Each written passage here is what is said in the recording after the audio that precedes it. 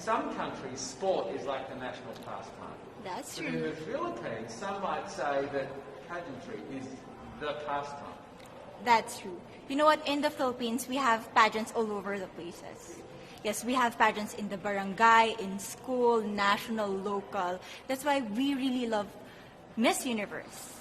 It's like it's giving pride and putting the Philippines back on the pedestal. That's why there's an added pressure as a candidate coming from a pageant-loving country. But it's a good pressure. I always look up to our former Miss Universe Philippines. They really did well in the competition. And now this is my time to show who I am, to offer what Rabiya can show to the rest of the universe. So I'm very happy. And at the same time, I'm excited to make all my kababayans proud. And hopefully I do. Why do you think it is that the Philippines love pageants? They have appreciation for beauty.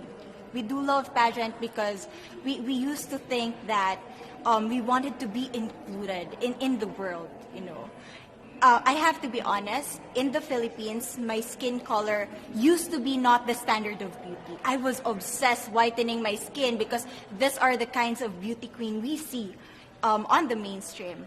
But things were different now. That's why I'm very proud to be a morena. In the Philippines, we call it morena. It's brown skin girl.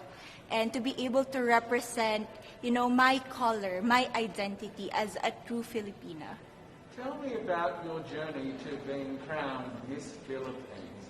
In a world that, in a country I should say, that loves pageants. That must have been a very intense process. Tell me about, your journey to being Miss Philippines. Well, my journey was crazy. You know what? I started to be a dark horse. Nobody noticed me. Nobody knows I was in the competition up until the preliminary and the coronation night. And when I won, I received different comments. Of course, there were people who didn't expect me to do well, who think that I cheated.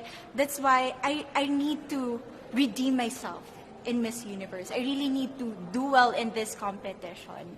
And the thing is, I love pressure. I love criticism. I get better every day with that. You tell me I cannot do that, I turn to you and I'm going to say that, no, I can do it for myself. Good for you.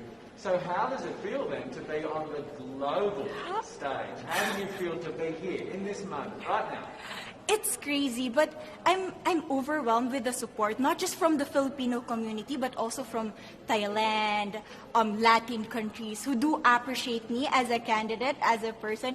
It motivates me that I am beautiful, I can offer so much in this world, and when somebody believes in you, it gives you that extra energy to really do well and perform well. Do you have a sense with the girls, all of the girls competing, you're competing, but is there a sense of camaraderie with all of the girls? Is there a real spirit to, sort of motivate each other to do better? You know what? I have a different idea about Miss Universe. I thought it's going to be very competitive, in a healthy way, well, of course. But now I can see every girl helping each other, from fixing those hairs, from trying to zip up those outfits. It speaks of the closeness and the kind of camaraderie that we want to have.